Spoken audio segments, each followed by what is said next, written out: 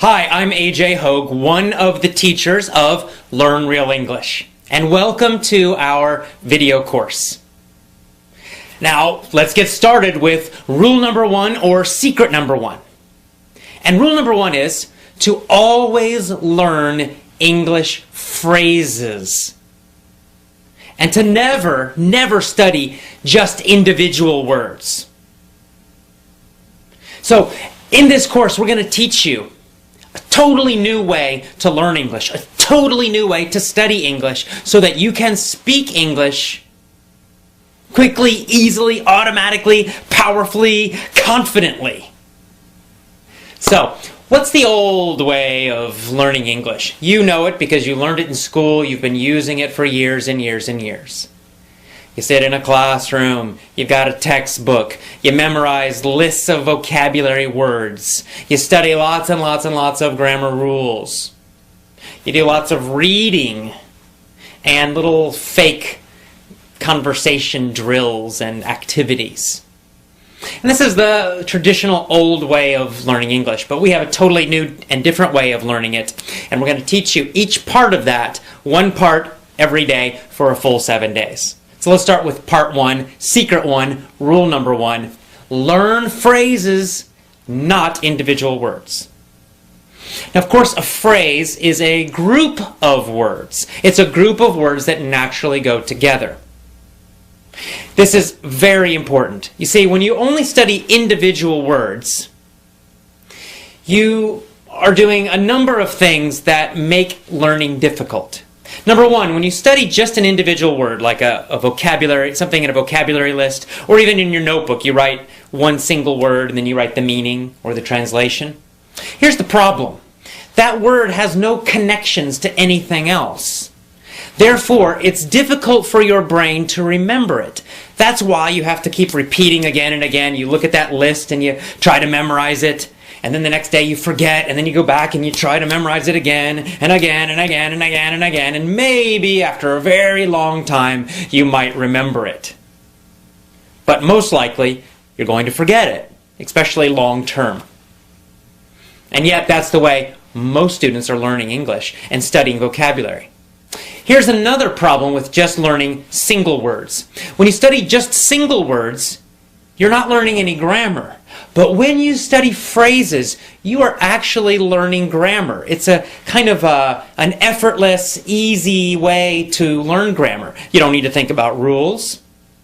You don't need to think about anything. And yet, you will be learning correct grammar when you study groups of words instead of phrases. Let me give you an example of this.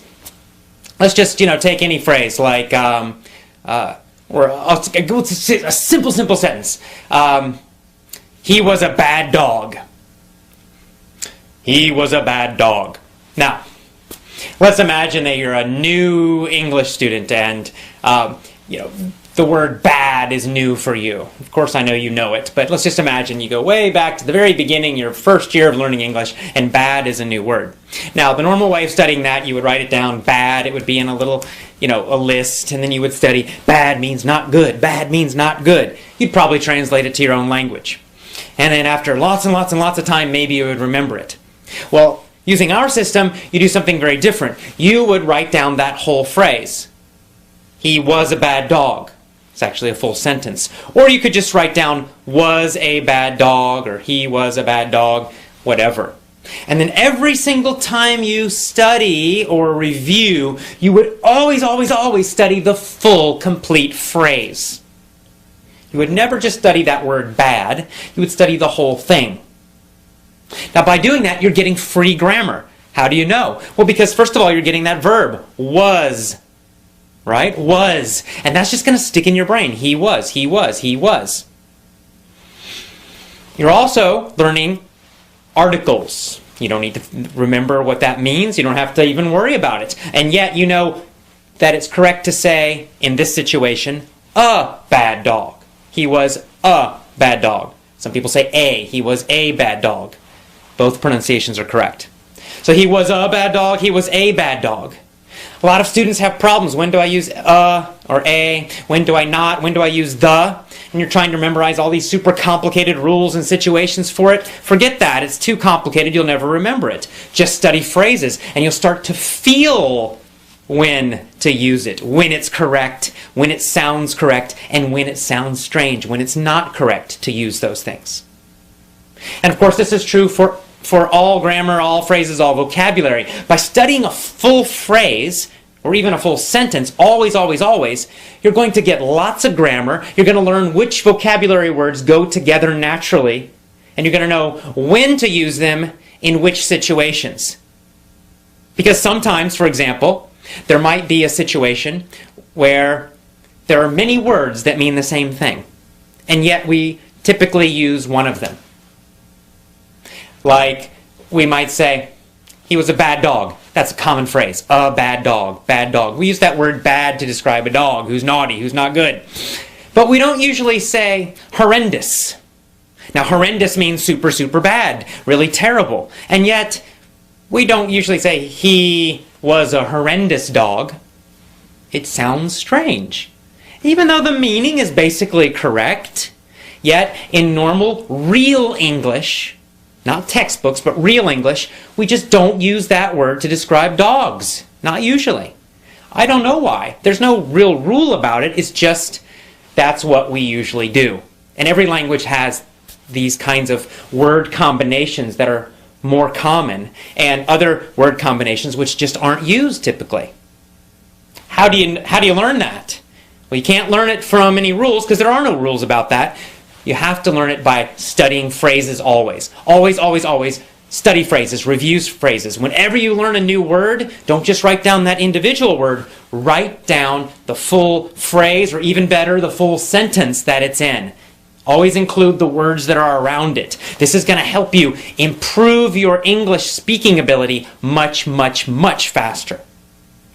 Even better, when you write down the phrase, also write down where the phrase came from to remind yourself of the whole situation.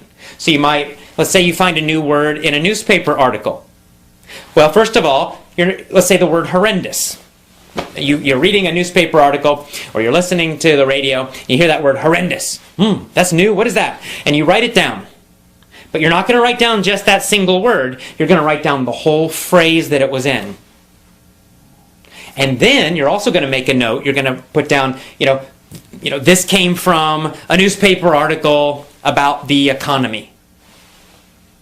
And this is going to trigger you, it's going to remind you, give you a memory cue, a memory reminder of the full situation.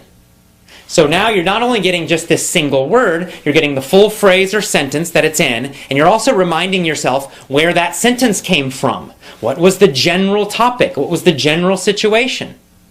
And in this way, you're getting a lot of extra grammar, which you're learning unconsciously, easily. You don't have to think about it, but you're learning it anyway. Your brain is learning it, even though you might not know that.